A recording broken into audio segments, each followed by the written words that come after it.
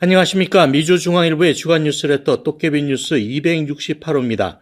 똑개비 뉴스는 LA 시간으로 매주 목요일 오전 7시 독자들에게 이메일로 발송됩니다. 또 팟캐스트 팟빵과 유튜브 채널에서도 미주중앙일보를 검색하면 똑같은 내용을 청취할 수 있습니다.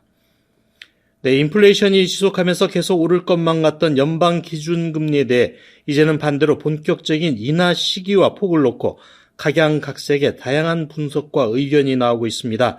특히 14일 발표된 10월 소비자 물가지수와 15일 발표된 10월 생산자 물가지수 하락은 이런 논쟁에 기름을 부은 격인데요.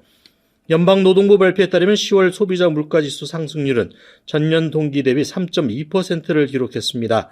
이는 지난 7월 3.2% 기록과 같으면서 그 이후로 가장 낮은 수준인데요. 그동안 유가 급등 등 여파로 여름 2개월은 3.7%까지 반등했었습니다. 변동성이 큰 에너지 식품을 제외한 근원 CPI 상승률은 전년 동월 대비 4.0%로 둔화세를 지속했는데요. 이는 2021년 9월에 기록했던 4.0% 이후 2년 2개월 만에 가장 낮은 수치입니다. 전월 대비로도 0.2% 상승에 그쳐 9월 상승률 0.3% 대비 물가가 안정세를 찾고 있다는 징후가 보입니다. 또 생산자 물가지수도 전문가들의 예상을 뒤엎고 깜짝 하락했는데요.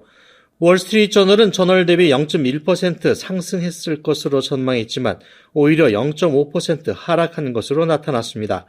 생산자 물가가 하락세를 보인 것은 지난 5월 이후 5달 만에 처음입니다. 전날 발표된 소비자 물가지수에 이어 생산자 물가지수도 예상치를 밑돌아 인플레이션이 확실히 꺾인 것으로 해석할 수 있습니다.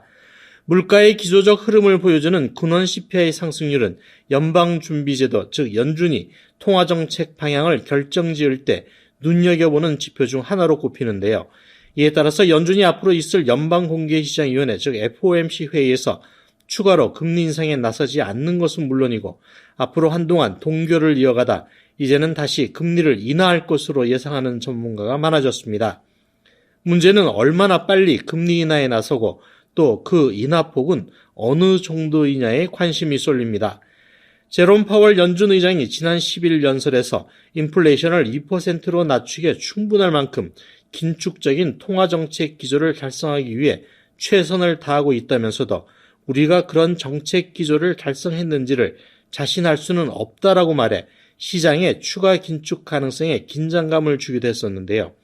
하지만 14일과 15일 잇따라 발표된 물가지수는 그런 긴장감을 깨끗이 사라지게 만들었습니다.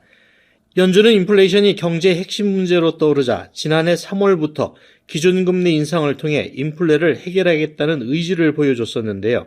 이때부터 지난 1일 기준금리 통계를 발표할 때까지 모두 12차례 기준금리를 인상해 현재 기준금리는 5.25에서 5.50% 수준까지 올라와 있습니다. 연준은 인플레가 그동안 돈이 시중에 너무 많이 풀렸기 때문에 생겼다고 판단하고 기준금리 인상을 통해 시중에 풀린 돈을 거둬들임으로써 인플레를 낮추는 정책을 써왔는데요. 이런 전략이 지금까지는 제대로 맞아떨어졌다고 볼 수 있는 겁니다. 일반적으로 이런 정책을 긴축 통화정책이라고 말하는데요. 아직 연준이 목표로 하는 2% 수준과는 거리가 있지만 그래도 물가 상승률이 지속적으로 낮아지면서 물가가 안정을 찾게 되면 더 이상 시중에 있는 화폐를 거둬들일 이유는 없겠지요. 돈이 돌지 않으면 기계에 윤활유가 없으면 삐걱거리듯 경제도 탈이 나게 마련이니까요. 따라서 연준은 경제가 목표치에 도달하거나 그 이전이라도 윤활유가 필요하다고 판단되면 그때부터는 다시 금리 인하를 통해 시중에 돈을 뿌리게 되는 것입니다. 자유시장 경제라고 하지만 사실상 정부가 시장에 돈의 흐름을 조절해주고 있는 것이고 이런 역할을 제대로 했을 때 그 나라의 경제가 불경기나 인플레 없이 성장을 지속할 수 있다고 말할 수 있겠습니다. 그렇다면 금리 인하는 언제쯤부터 가능하고 그 폭은 어느 정도나 될까요?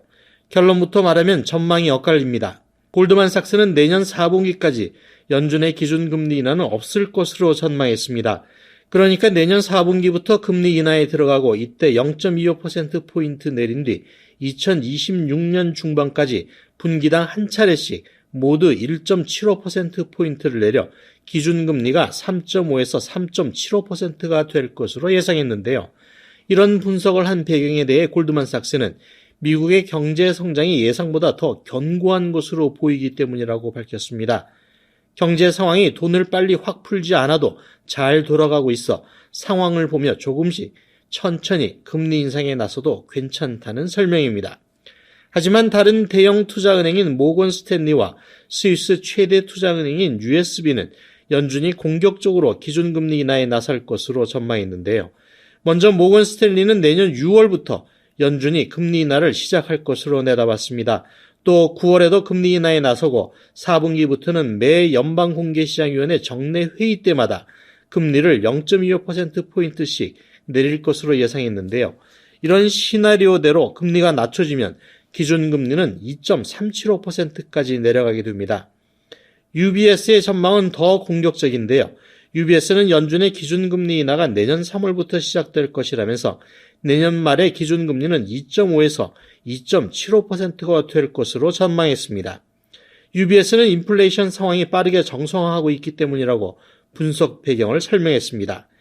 이 같은 분석들을 종합해보면 연준은 적어도 내년 2월까지는 더 이상 금리를 올리지 않고 지금 수준을 유지하고 빠르면 3월, 늦으면 9월부터 금리 인하에 나설 수 있다라고 정리됩니다. 또 금리 인하 폭은 0.25%포인트씩 낮아지고 지금보다 적어도 1.75%포인트에서 많으면 2.75%포인트 낮아질 전망입니다. 모기지 금리가 항상 기준금리와 같은 방향으로 움직이는 것은 아니지만 그래도 영향을 받기 때문에 모기지 금리도 내년 중반부터는 순차적으로 금리 하락을 예상해 봅니다. 그러면 주택시장도 내년 여름과 가을에는 훈풍이나 열풍이 다시 몰아칠 수도 있을 겁니다. 다음은 지난 일주일 동안 신문에 보도된 내용 가운데 주요 뉴스를 정리했습니다. 전기차 시장이 침체에 빠진 가운데 자동차 업체들이 판매를 늘리기 위해 자동차 가격 할인 경쟁을 벌이고 있습니다. 월스트리트 저널은 근래 자동차 딜러십에서 전기차 판매 속도가 내연기관 차량이나 하이브리드 차량보다 훨씬 느리다고 보도했는데요. 하이브리드는 약 3주, 내연기관 차량은 한 달 정도면 판매되는데 전기차는 평균 2개월이 걸리는 것으로 조사됐습니다. 한때 웃돈까지 얹어서 인기 있는 전기차를 사려고 몇 달을 기다리기도 했는데 지금은 상황이 180도 바뀐 것 같습니다. 전기차 구입을 생각하셨던 분들은 조금 더 기다리는 것이 유리할 것 같습니다. 네, 최근 냉동김밥이 폭발적인 인기를 얻고 있다는 기사가 있었는데요. 냉동김밥뿐 아니라 다양한 냉동밥도 가장 트렌디한 K푸드로 급부상하고 있다네요. 볶음밥과 주먹밥을 한인 2세와 타인종 입맛에 맞춘 제품을 내놓자 미주 지역에서 판매가 급증하고 있다는 소식인데요. 업체로는 풀무원, CJ 비비고, 오뚜기, 자연나라, 베지가든 등이 한인 마켓을 중심으로 각축전을 벌이고 있습니다. 2026 월드컵과 2028 올림픽을 앞두고 추진 중인 LA 국제공항 업그레이드 프로젝트에 건축가 남편과 디자이너 부인인 한인 부부가 내부 리모델링 공사를 단독으로 맡아 화제입니다. 주인공은 제이와 다이앤 박 부부인데요. 이들이 공동대표로 운영하는 JPA 건축사무소는 총 140만 스퀘어피트가 넘는 LA 국제공항 내 4개 터미널의 리모델링 계약을 최근 수주했다고 밝혔습니다. 4개 터미널 가운데는 한인들이 한국 갈 때 반드시 이용해야 하는 톰 브래들리 국제선 터미널도 포함됐다고 하네요. 내년 이맘때쯤부터 본격적인 공사에 들어가 2026년 초에 준공할 계획이라고 합니다. 앞으로 LA 국제공항 국제선 터미널에 가면 더 가슴 펴고 다닐 수 있도록 멋진 작품이 나오길 기대합니다. 도깨비 뉴스 268호는 여기까지입니다. 이번 주말부터 추수감사절 주간으로 온 가족이 한자리에 모이는 가정이 많을 텐데요. 서로에게 따뜻하고 힘이 되는 이야기를 많이 하는 시간이 되시길 바랍니다. 고맙습니다.